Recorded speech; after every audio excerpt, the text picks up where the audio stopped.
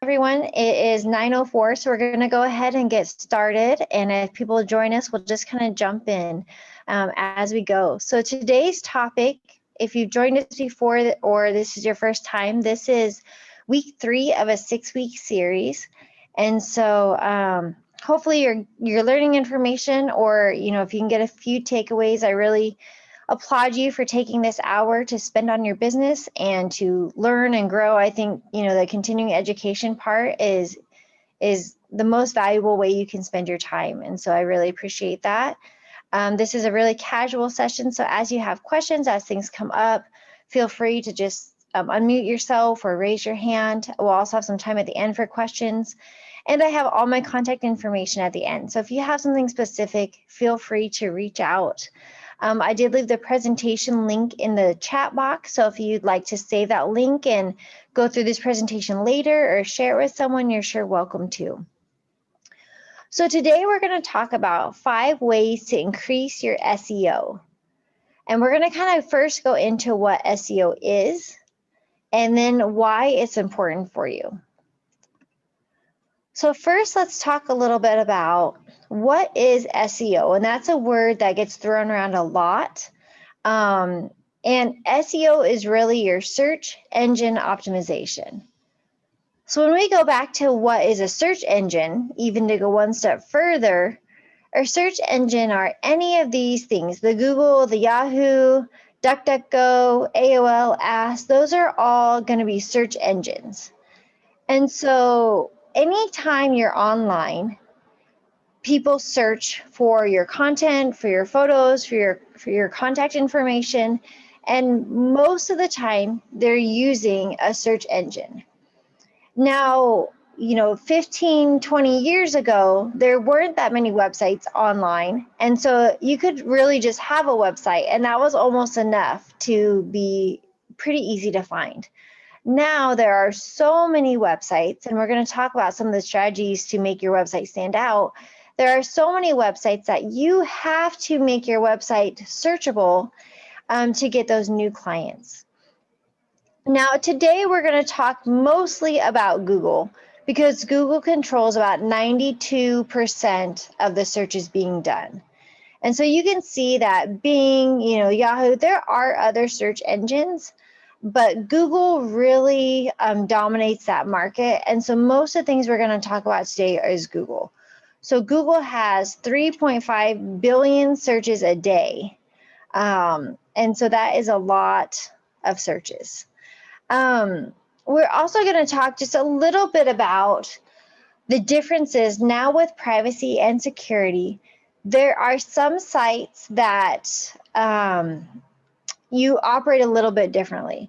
So when we talk about Google, and when we talk about most of these, the Yahoo, the AOL, the Ask, they automatically are taking your demographics from your computer, like your location. So if I Google coffee shops, it's automatically going to filter that to coffee shops near me or within a radius, the closest coffee shops. So you do have some advantages with that, because if you're the closest coffee shop, and you've done some of these other steps we're going to talk about today, odds are you're going to come up. But now there are search sites coming up. One a good example is DuckDuckGo, and it does not store that information. So the advantage of a site like DuckDuckGo is if you are concerned about your privacy, if you don't want companies targeting you based on your age, your gender, your location, your shopping preferences, DuckDuckGo is a good option. So on a regular search site, if I search spring sandals, Google's collecting that and selling that to advertisers. So I might start getting the side targeted ads for spring sandals. Some people view that as a benefit. To a lot of us, it's a little bit creepy that they know what we just searched, and now for the next couple of days, we're going to have that on the side. DuckDuckGo does not save that information and does not sell it to advertisers, which is a benefit to consumers. But on the downside, it does not know where we're at or say where we're at. So if I type in coffee shops, it's going to give me, in theory, every coffee shop in the United States or in the world in a random order. And so there are pros and cons. So we're not going to go into that too much further, but as more and more people are transitioning to DuckDuckGo or sites like that for privacy, we lose some of the convenience of our searches that are built in that we don't really realize. And so there's been some confusion in the market. And so again, if people start using DuckDuckGo and they say, I can't find anything when I'm searching, you might have to be more specific. You might have to say coffee shops near me, Grand Island, Nebraska, versus being able to say coffee shop. So we'll talk about that a little bit today, but I don't know if anyone's experienced that, but we've gotten a lot of calls lately with those questions. All right. So again, SEO, and that's what we're going to refer to a lot today, is search engine optimization, which is a practice of increasing the quality and quantity of traffic to your website through organic search results. Now, this is now not only website, this could also be your blog or your social media pages. Okay. Now, why is SEO important? You know, when you go to Google and you type in something and you have the whole list of results, the reason it is important is because 55% go to the first 3 on the page, with over 30% going to the first listing. And then you can see as you get further and further down the list, this goes down dramatically. So by the time you get to the second page, that's less than 5%. And by the third page, you're at around 2% of people make it that far. So the reason that your SEO is important is because you really need to capture that percent of the audience, that 55%, right away. And the tough thing is we're all competing for these spots. And so we're going to talk about today the difference. There's kind of 2 ways you can be at the top of the list. There's paid and there's organic. Now, if you want to pay to be at the top of the list, which you would see right here or right here. So you can see I just Googled mattress stores and it gave me this many results in less than 2 seconds, which is pretty incredible. So if I wanted to search through thousands of pages, I would find all of these. But really, I only have the attention span for the first couple listings. So if you want to be at the top of the page, you can pay Google advertising to be at the top of the page. Now, depending on your demographic, you can pay different amounts. So if I'm in a small community and I don't have much competition, I could pay as little as, let's say, $200 a month to be at the top. Now, when I say little, that's still a lot of money, but it typically costs a couple $100s per month to have a paid ad. But the bigger your demographic gets and the bigger your competition gets, the more that price tag goes up, because these paid ads really go to the highest bidder. So you can see that Mattress Firm, Mattress Direct, Slumberland, and Sleep Number have paid big dollars to be at the top, and they're competing with each other. So as of a few days ago when I put together this presentation, Mattress Firm was paying more than Mattress Direct, which is paying more than Slumberland and paying more than Sleep Number. If Sleep Number decides they want to be at the top, they can increase their advertising dollars. But once you get into this game, you're talking $20,000, $30,000, $40,000 a month in advertising.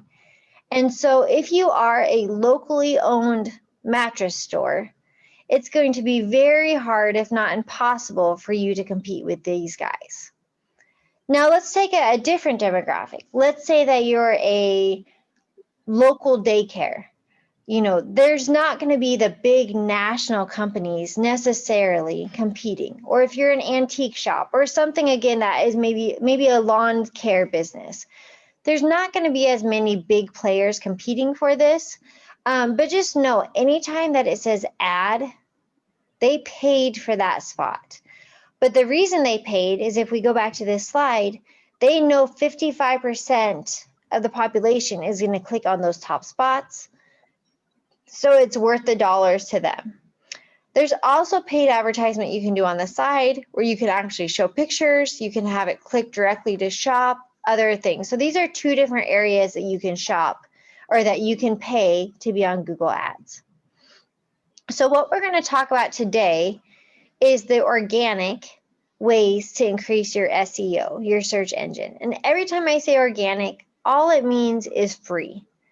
There is a lot you can do for free to increase your search engine optimization before you consider these paid options, or hopefully you maybe don't need to do these because by these organic methods, you can get close enough to really increase your business.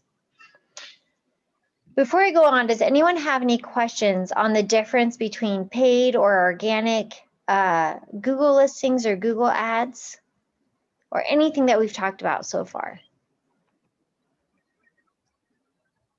All right. Oh, I have a question.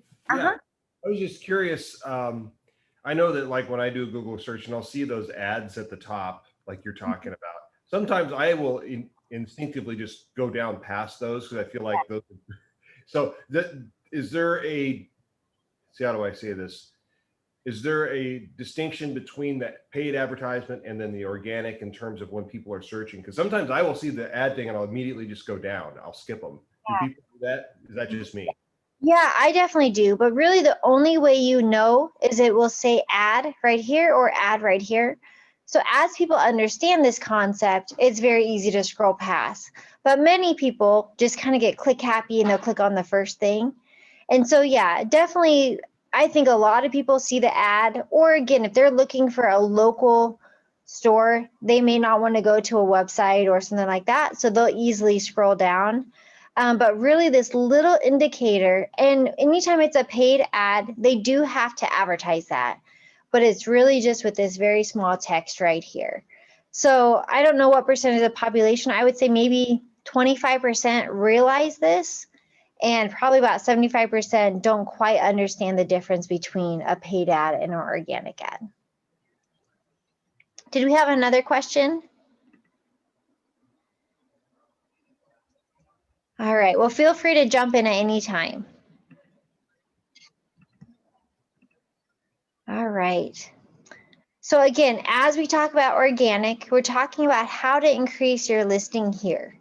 If you'd like to increase your listing here, that's a whole nother way, and you can always call, Google has a whole sales force that will be happy to sell you ad space. So today we're really gonna go down 5 steps to increase your SEO. So it's a pretty simple formula that we go through with everyone, and it really doesn't, it's not hard. It just takes a little bit of time, but the time that you spend on this is going to be well worth your investment. And so before you pay for ads, before you do some big campaign or send out postcards or anything like that, these are areas I would definitely recommend doing first, because as you know, Google is so important. So the first step is we need to set up or update our Google My Business listing. Now I'm going to go a little bit into what a Google My Business listing is. But if you don't know, you can literally Google My Business, and there's a lot of help out there. There's YouTube videos to walk you through it. There's on Google My Business, there's step-by-step directions. But really what it is once you get past the paid ads, so again, this is our mattress store example. Once you get past the paid ads, the next set of ads are Google listings. And so each of these companies has taken the time to set up a Google My Business listing. And really what that is it's a short bio of the name, the address, the hours, the phone number. You can say a little bit about your business. You can update things like if you're closed for a holiday. And then Google will link, you can link your website. You can get directions. You can call. So this is really almost a mini website that's free to set up, and it gives us quick information. At Tally, we really say that these Google My Business listings are almost as important as your website, because most of the time when people go to your website, what they really want to know is directions. They want to call you. They want your address, to know what hours you're open, maybe see a few photos, things like that. And so most people will go to your Google listing and they will find the information they need. Now, they can always go to your website, like if they want to see your menu or your pricing, things like that. So there's definitely a need for both. But this Google My Listing page is going to get you right up at the top of your competitors. Now, again, you can see that these two are ads. So the first organic Google listing would be Nebraska Beds and More, then Sleep Number in Grand Island, and then Ashley Home Store. So this, for the most part, are local, but sometimes you can still pay an ad to get at the top of that. Now, to set up the listing, it's really a verification process. The nice thing is you can't just set up a Google My Business page. It's not like a Facebook profile or Instagram page. You can't just set one up. Luckily, Google has made it, you have to be authentic and you have to be verified. So if I say, I want to set up a Google My Business for, downtown cafe, I have to do it. When you go to Google My Business, you can either create a new listing or you can claim a listing. So if someone has been to Downtown Cafe and they have saved the location in Google, Google knows that's a business, but it's not verified yet. So those are kind of the two ways to start. And if you go on there, they'll kind of walk you through that process. But you really have to claim the business. And by doing that, you're saying, this is my business, I know the information, and I'm a valid person. Usually the verification process is they'll send you a postcard with a code on it that you have to submit onto the website. That's how they verify that your address is correct. And that keeps me from claiming a business that I don't really have access to their mail, because you have to have that number. Another verification step is that often they'll call you on the phone number that they do. So as you're doing the verification and you enter the phone number, you can click verify, and right then, about 10 seconds later, your phone will ring and it'll be an automated verification process, because they want to make sure that the phone number you're listing is actually your phone number, and you might have to enter a code or your password or something like that. So the nice thing about that is, if you own a business, you should be the one controlling the Google My Listing page, and they've done a pretty good job of controlling that. Now, Google My Listing pages have a username and a password.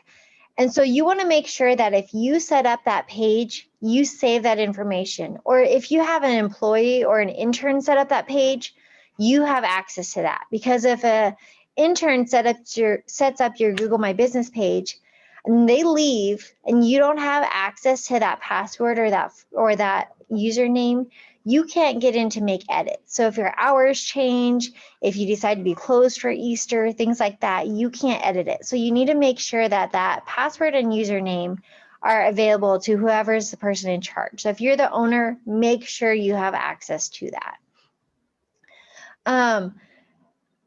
So that is the first step, to really set that up, make sure it's accurate, put in as much information as you can. You don't have to put in your hours, you don't have to put in a bio, but the more information you can put in, the better it's going to be. We are a lazy society, not lazy, convenient society, where if I want to call a business, especially if I'm searching from my phone, about 95% of searches are done from our phone. So if I want to call a business, I want to just push call. I don't want to have to find a pencil, write down the phone number, and retype it into my phone. And so by having all of these features, by putting in the website so they can click straight to my website, that's only going to enhance users' experience, which is going to get people to actually use your listing and follow everything. This is also, we're going to go over reviews in a minute. This is the Google My Business page, is also where we're going to respond and manage reviews. And we can adjust anything. We can add photos, we can answer questions, all sorts of things. Does anyone have questions over the Google My Business page?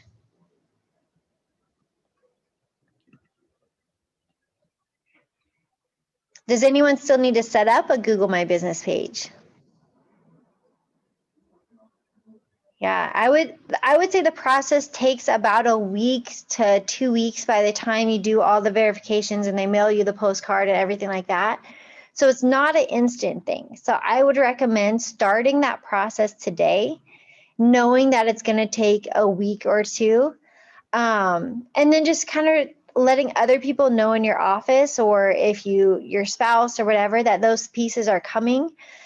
Because if they get the postcard and they throw it away, then you have to get a new postcard issued. And so just really kind of letting people know, hey, Google's sending me something, I need it. Now you don't want to set up, now Google My Listing pages are set to an address. And so if your business is out of your home, you don't necessarily want to set up a Google My Business page, because the directions and the map will go to your house and it'll show your house and your neighborhood. And so that is one downfall right now, that for them to verify your listing, it has to have a physical address. I hope that changes soon, because there are so many online companies and things like that that don't have a physical address. But if you work out of your home, you don't necessarily want to set it up, because again, it will use your home address.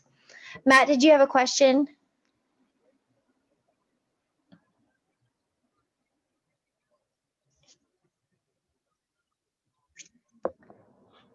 Matt, did you have a question before we go on? All right, feel free to jump in anytime.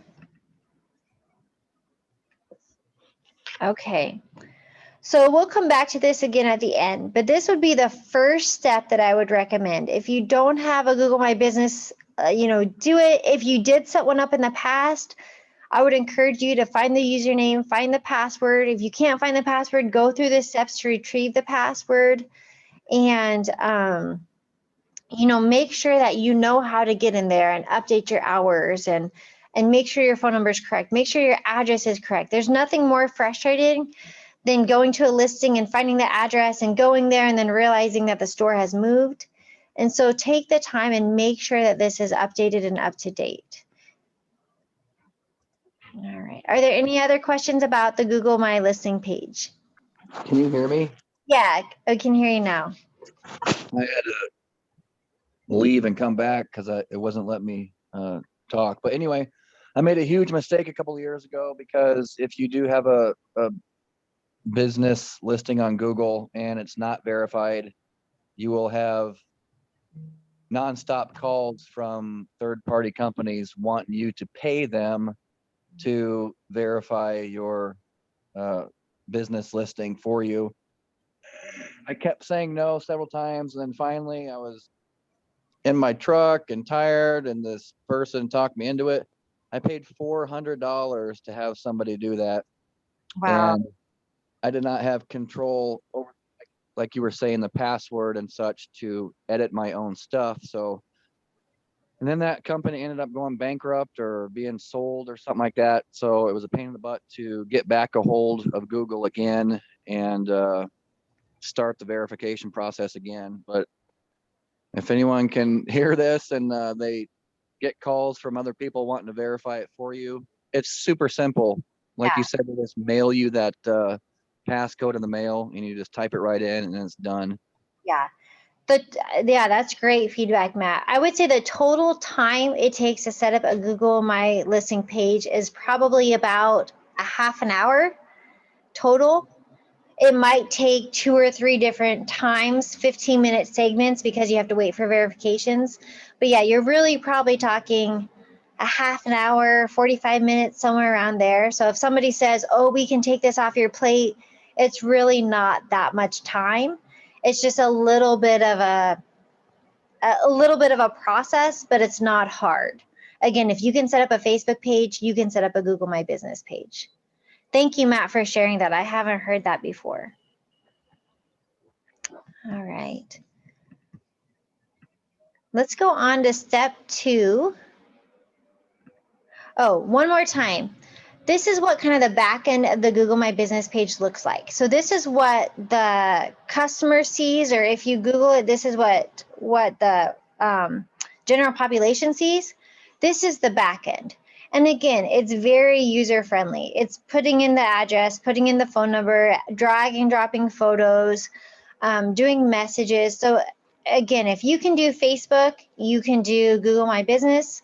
And there are so many tips and tools, tutorials, step-by-step guides that, again, don't get intimidated by it. It's a very easy process. Just set this up and get that process going. All right, number 2, we're going to talk about Google reviews. So one thing that shows up on your Google listing right at the top is your Google reviews. Now that shows up on every single listing. So again, as we see these listings, directly under the name is the Google review, even over here on the paid ads. It is becoming such, these reviews are not only important, but they're valuable. It used to be silly to kind of think of a dollar amount per review, and we never pay for reviews. I'm not saying that, but the time it takes or offering an incentive to get reviews, there is value to it. And so even if you have to, hire an intern or a college kid or someone who's retired or whatever it is to get you these Google reviews, it is worth it. Every review is worth about $10 at least in actual dollars. Now, again, we're not going to pay for reviews, but if you have to offer someone a discount or a candy bar or, again, some kind of incentive, it is worth it. So why are Google reviews so important?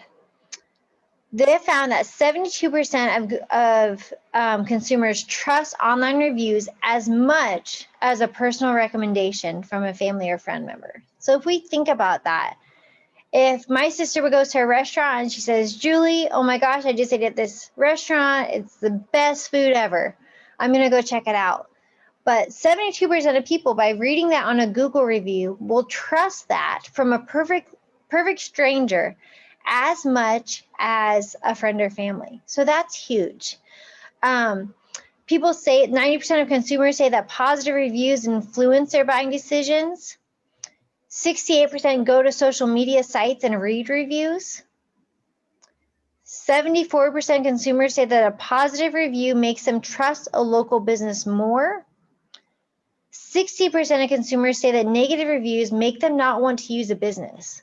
So even if they know nothing else about the business, if it has negative reviews, 60% of customers will not want to use that business. Now, we don't have to have a perfect 5-star rating. Actually, I've read that if a company has a perfect 5-star rating, it almost makes them look a little suspicious. So really a 3 to 5 star, or I think a goal of being between 4.5 and 5 stars is a good goal to have. And the reason that we need to continually get reviews is because 73% of consumers think that reviews older than 3 months aren't relevant. Now, we aren't as familiar as Google reviews as we are Amazon reviews. Do we have any Amazon shoppers on here? And when I'm shopping for something on Amazon, I look at the reviews almost as much as I look at the price. And if I'm trying to decide between 2 different items, typically the higher review or the higher number of reviews will help me make that buying decision. So if I'm looking at something for $10, but it has a 3-star, or the same product that's $15 but has a 4.8 star, I'm willing to spend that extra $5 based on feedback from strangers that I don't even know because I value what they say. I'll typically go in and read a couple reviews, and sometimes I'll even read the 1-star reviews because sometimes their concerns aren't that valid. They may make a concern that, when I got it, the box was dented up, or I ordered it and it came in the wrong color. Little things like that sometimes are user errors where if they give them a 1-star review because the box was dented, That's different than I got this product and within a week it fell apart. And so I'm really looking, I'll spend a little bit of time glancing through the reviews to see if they're legitimate. So that is something that is so important now more than ever. And really, so I get the question a lot, how do we get reviews? Because you can't just get them out of thin air. One nice thing, but a hard thing about Google is once reviews are on your page, you can't delete them. There are ways that we can encourage the person who wrote it to change it, which we'll talk about a little bit today. But if someone posts a Google review, it's kind of there forever. I can't edit it, even on the Google My Business page. I can't delete it. I can't change it. And so one of the reasons that people trust Google reviews or Amazon reviews is because they're real. The company can't go in and edit them. And if you think about it, if I did have the capability to go in and delete every bad review, that doesn't really build trust in the review system, right? If you could delete all the bad feedback, of course, everyone's going to have good feedback. So what I would encourage is a 3-step process to ask for reviews. So the first step would be, when I say internally, this is going to be like at the middle of the bullseye. So make sure that you, your friends, I would say the first step would be you, your family members, your employees all leave a review. If you have 5 employees, all 5 employees should have left a review. Now, when we think about reviews, oftentimes we think of, they had to have actually tried the product or they've had to actually be a user, and that's not really the case. My aunt, so I own Tally Creative, we're a full service marketing agency. My aunt has never been a client of ours because she's never owned a business or tried to grow a business. So she's never been a client of Tally Creative, but she could speak to our professionalism. She could speak to our workspace. She could say, Julie truly cares about what she does. So even though she can't say, I'm a client, she can still speak to something and say a review about it. Just like if you think about a store or a restaurant, if there's a restaurant that a friend of yours works at and they always are talking about it, the quality of the ingredients and how they care about the product and everything like that, you may not be able to speak on the review on the food, taste of the food, but you can speak on how much they care and the passion behind the business.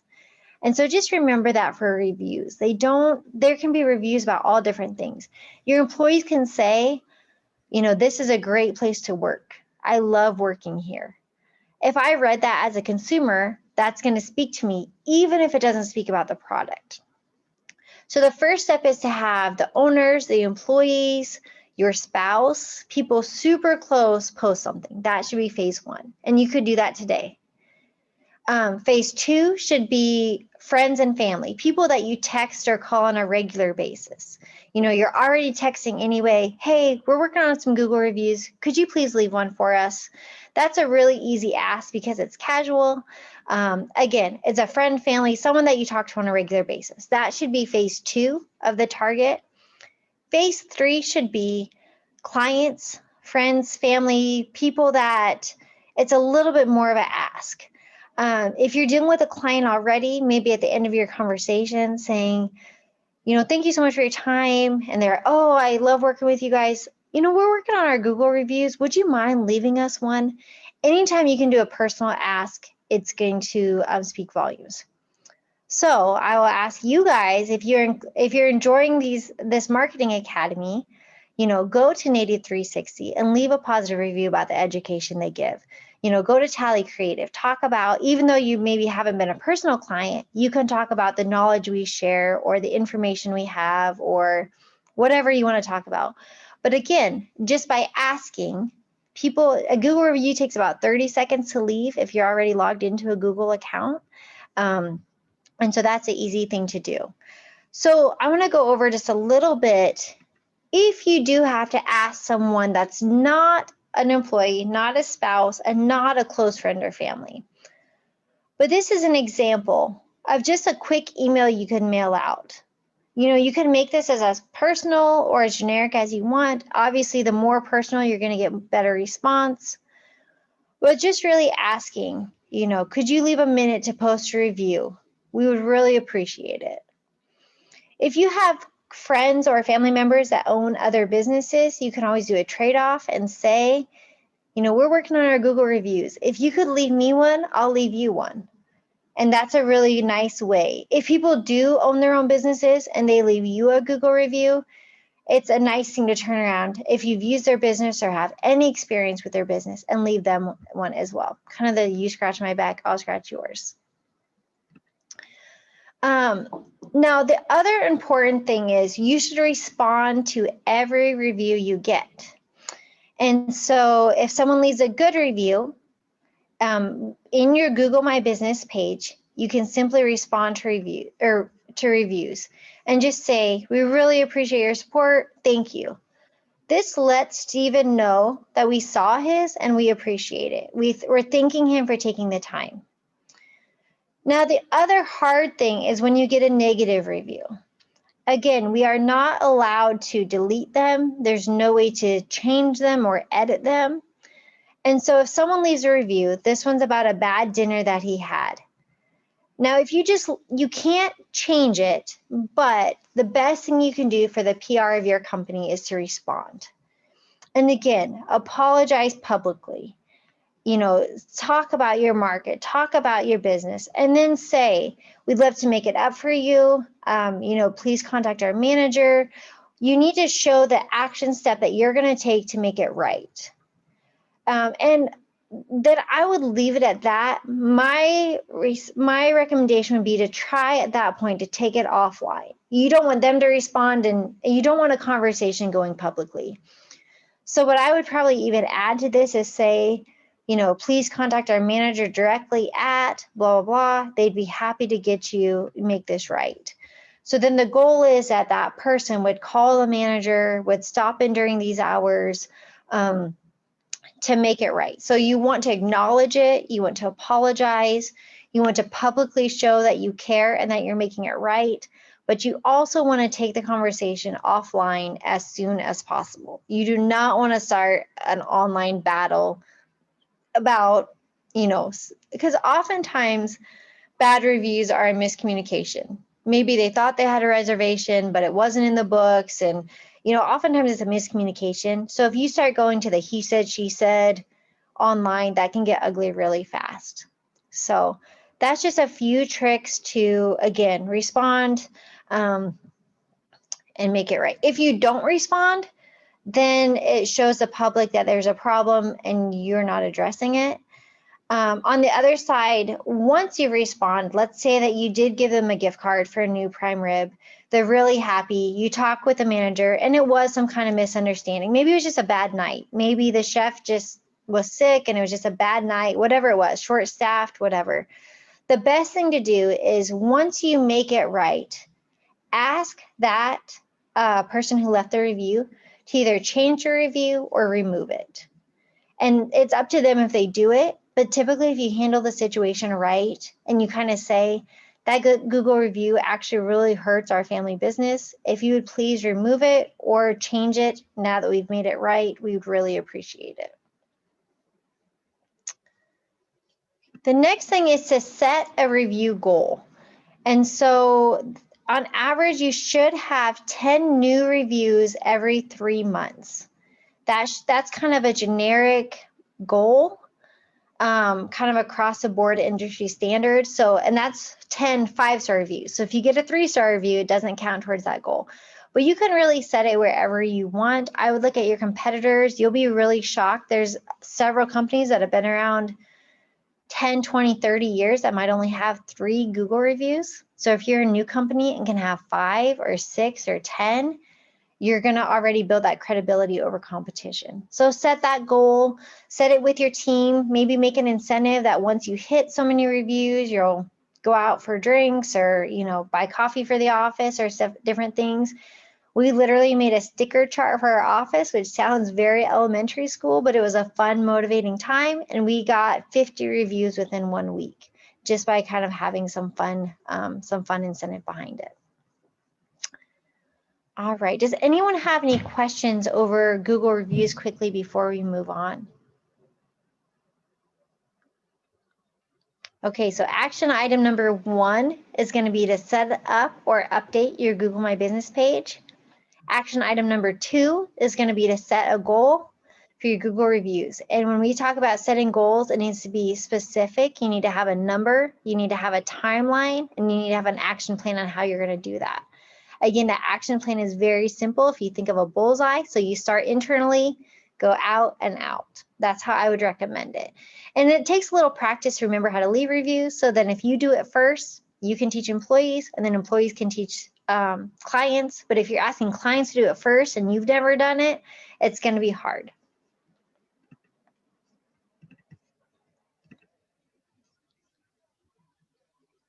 All right, the next thing we're going to talk about is keywords.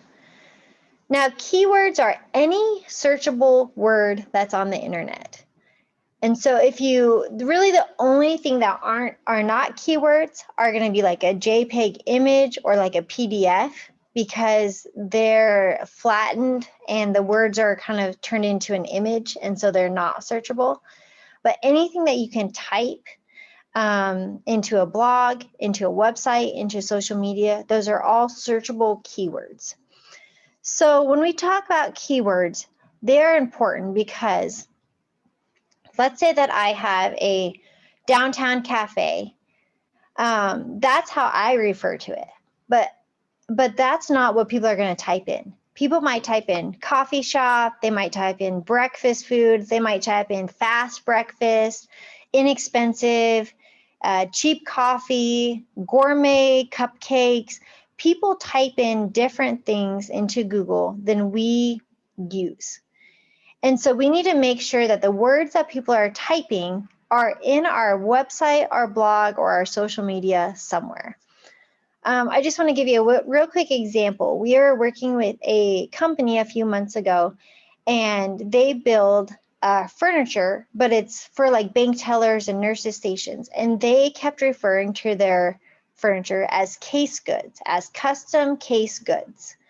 And so they kept saying everything they wanted on their website and their blog was about custom case goods, and how you could order your custom case goods, and how you could design your custom case goods. And we finally had to say, if I'm a bank teller looking for a new desk, or looking for a new bookshelf, or looking for a new teller stand, I'm not typing in custom case goods, because that is an industry term. I'm typing in bank desk.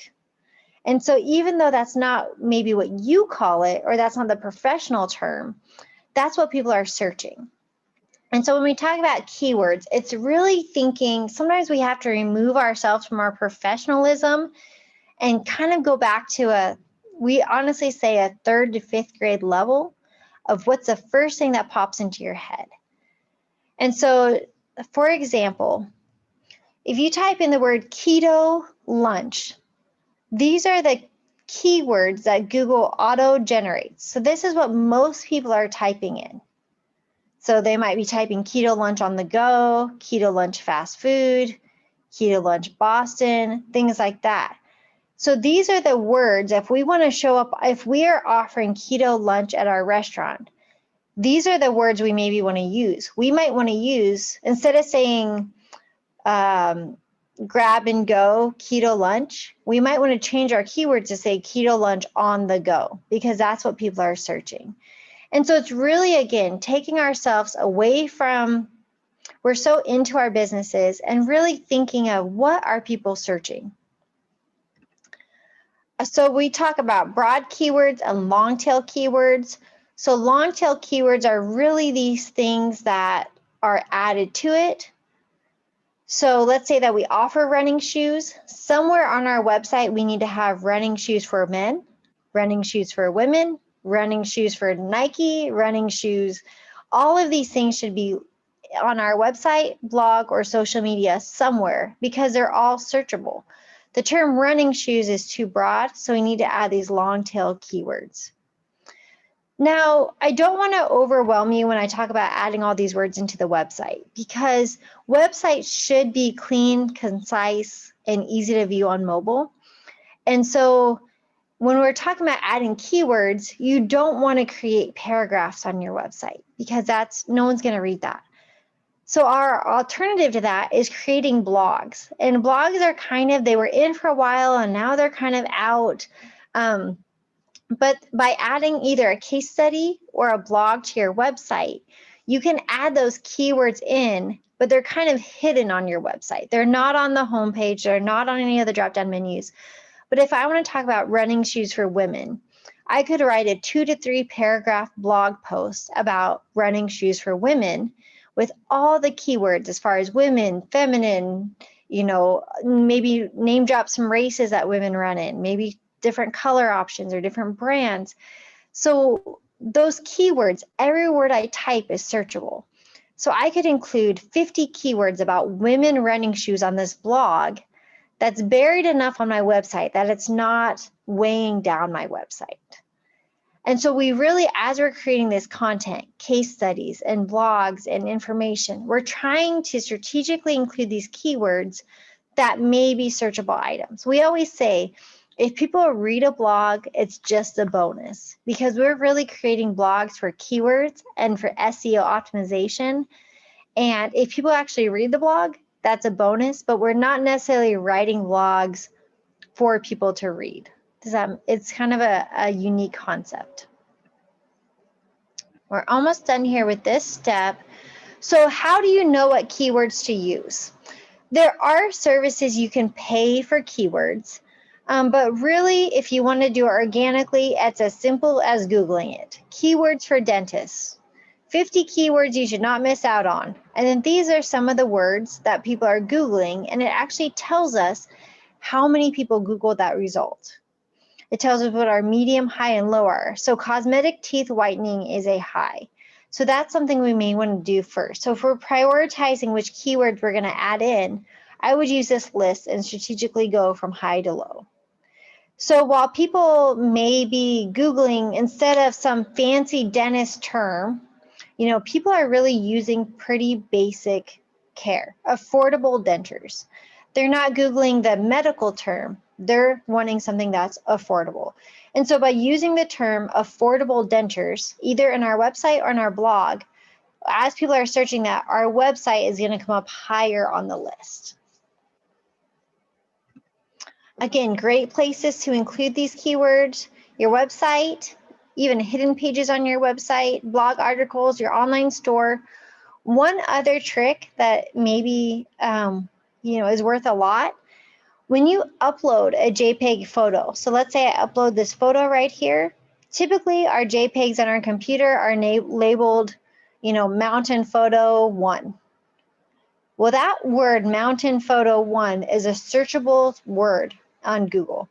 And so really when we build websites, we create 15 to 20 keywords in the name of the file that we upload. So if this was a travel website and I was uploading this mountain photo, I would name it on my computer, mountain photo, ABC travel, tourism, Colorado, hotels, websites, excursions, water skiing, mountain biking. I would include all those words in the name of the JPEG file because those are all searchable words. So that's another really good way to hide keywords in your website, but still keep your website clean. Okay, I know this class is going fast. We're almost done. Does anyone have any pressing questions over websites? We'll have some time for questions I can hang on afterwards. So let's go ahead and get through these last two real quick, and then we'll just do questions at the end. All right, some of the way that Google decides who goes higher on SEO is what websites have been updated. It used to be that you could just have a website and put it online and that was enough.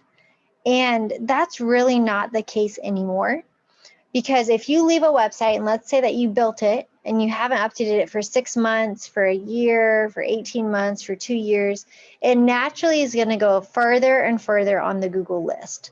And eventually you're going to be on page 2, 3, 4, 5. If you go to page 5 of Google after you search something, so those are the websites that probably haven't been updated in years.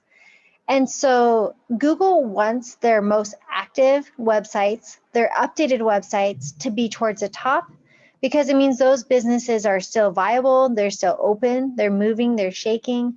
There are so many websites and Google listings that they went out of business, they moved, they switched owners, and they're just living on the internet. And so that's Google's way to kind of filter those out. And so by updating your website, you're going to automatically get higher on that SEO list. Now, these changes could be very small. It could be going in and swapping out a photo. It could be swapping out a header or some text. It could even be taking your bio and just reworking it and moving around some of the words. It could be very small changes. We're not talking about a whole new website or anything like that. But let's say you have an About Us section. Maybe every couple months, you're just moving some of those sentences around or adding a couple words. And that's enough. Every time you save and republish your website, that's showing Google that there's activity, and it's going to move it up on the list. This is a quick checklist of items that you should make sure are current and that you could possibly update to change to increase your SEO. So again, just going through this list, I would recommend every 6 months, at least every year, going through and making sure. Oftentimes when we rebuild websites, that's when people take a good hard look at their website and they realize that some of that information has been outdated for years.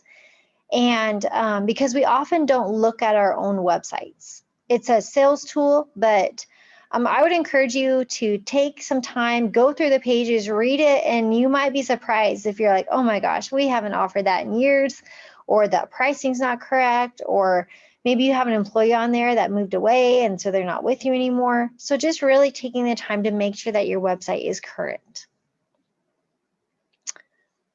Okay, our last piece on here, this is kind of a silly one, but it's really easy. Anytime we ask Siri or we go to Google Maps and we ask for directions, that's telling Google that that business is in business and they're active and they're rocking and shaking. So if I ask for directions to Downtown Cafe, it's going to pull up my Google listing with directions, and that's going to tell Google that someone's going to this business.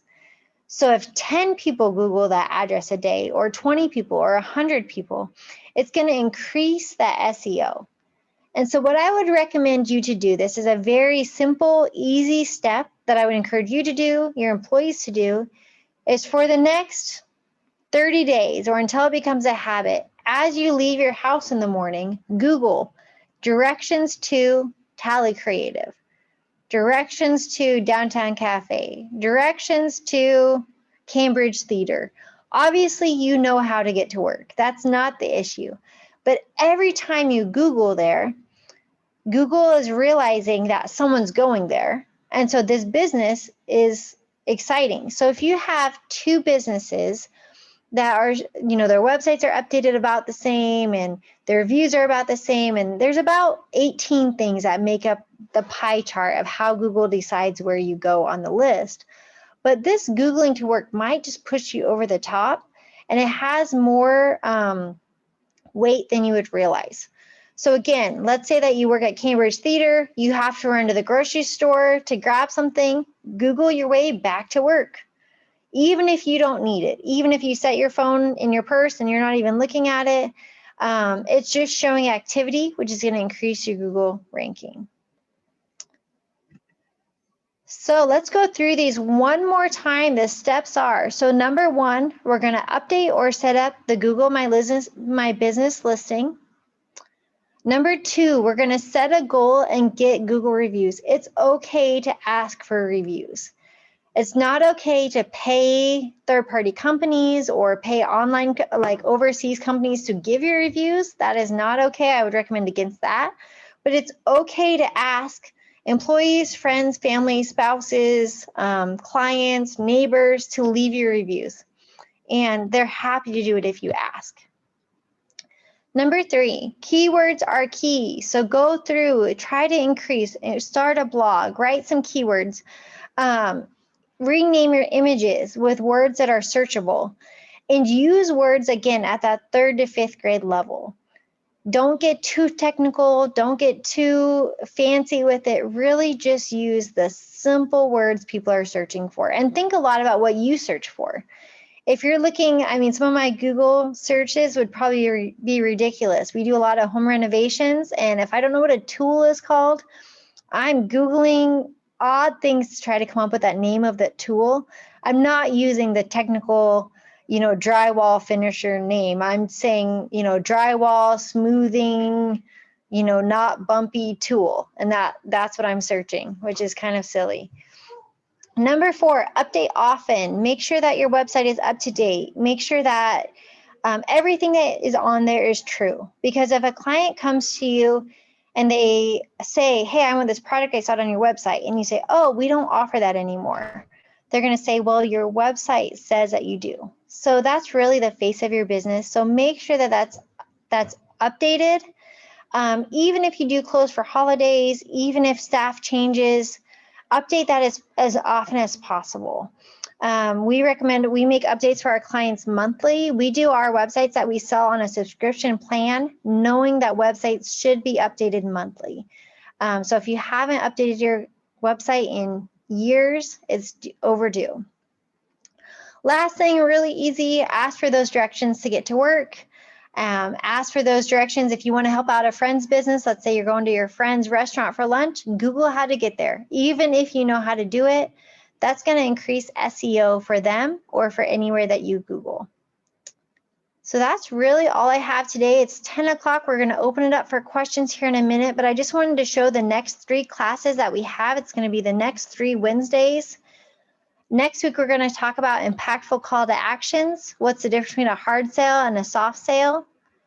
If you can't ask for those call to actions, it's hard to close a deal. So those are important.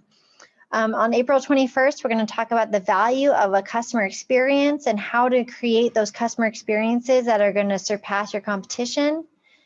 And then on April 28th, we're going to talk about a shift towards good. And this talks about being a company that's mission driven, being bigger than yourself, finding a cause that you can get behind.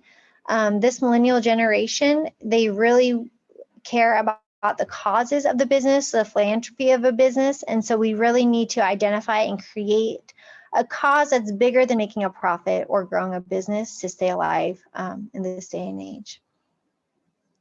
I did leave my email address down here and my website, so feel free if you have one-on-one questions or you'd like me to look over something or check something for you, feel free to reach out to me at julie@tallycreative.com, and I'd love to have that one-on-one conversation. So, okay, let's spend a few minutes here. If you have to jump off, I thank you for joining us, but does anyone have any questions before we end today?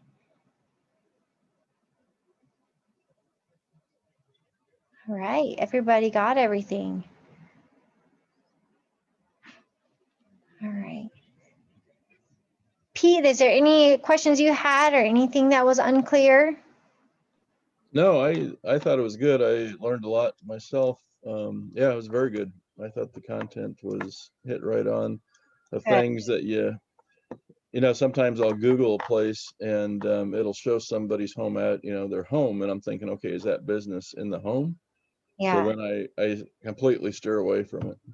Yeah. And that's something, again, I hope that they change because there are so many online businesses or people working from their home, especially nowadays with COVID and everything. So I hope that there's a way to, do that. But yeah, it is an interesting thing. We've seen that too. Big companies that it shows the owner's house and it shows, them sitting on their deck. And I'm like, that's not what you want people to go to. All right. Well, thank you guys so much. And we hope to see you next Wednesday at 9 o'clock and continue this series. Thank you, Julie. All right. Thank you. Have a great day. Yep. Thank you. Yep. Have a great day.